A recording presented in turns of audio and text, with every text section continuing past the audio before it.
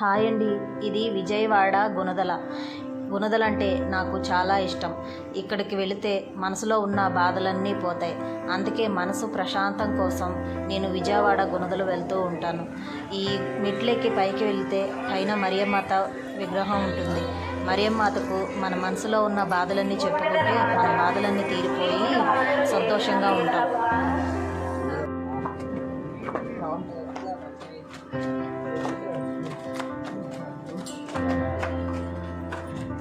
అయిపోయింది.